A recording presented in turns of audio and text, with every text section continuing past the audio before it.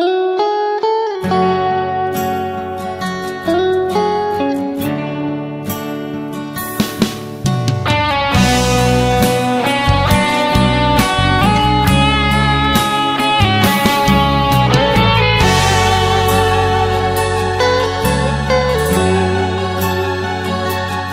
ู่เดินอ้ายขอเป็นแรงใจให้ส่งความห่วงใยจากใจคนเคยร่วมวันผู้ว่าน้องหากเขาสองเฮาจึงแยกกันยังหมดสิทธิ์ได้เดินเคียงข้างแต่ยังคิดฮอดบ่เศร้า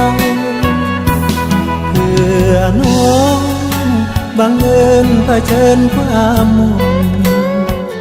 มีความอุ่นดนกวนใจ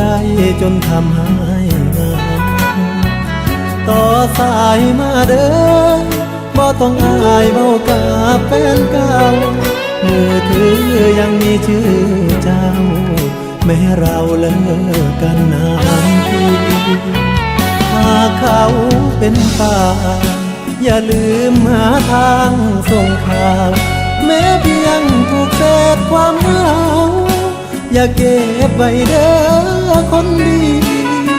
แม่นมีลีอยู่บ่ข่าวมาว่าถูกแฟนย่ำยีเจ้าเสียน้ำตาหลายทีเพราะเขาเริ่มบ่ซื่อใจห่วงเด้ออยากเจอแต่คงไม่คือว่าละน้องเรื่องของเขาบอกกล้าก้าวกาหากมือใดเขาทิ้งเจ้าไปมีผู้ใหม่อยากให้รับรู้ว่าอายยังใส่เบอร์เก่าเด้อ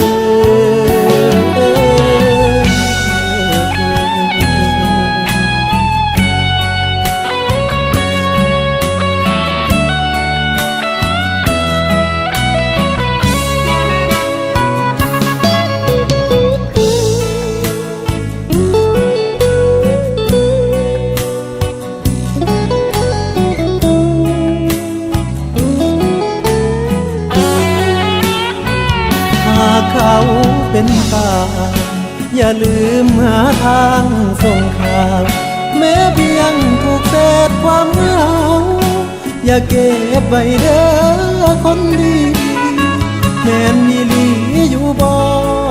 ข่าวมาว่าถูกแฟนย่ำยี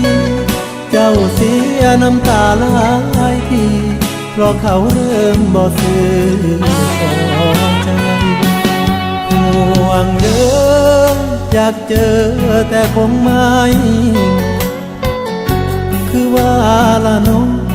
เรื่องของเขาบอกกล้าก้าวกาหากมือใดเขาทิ้งเจ้าไปมีผู้ใหม่ให้เฝ้าโทรส่งข่าวอายยังใส่เบอร์เก่าอยู่เด้อ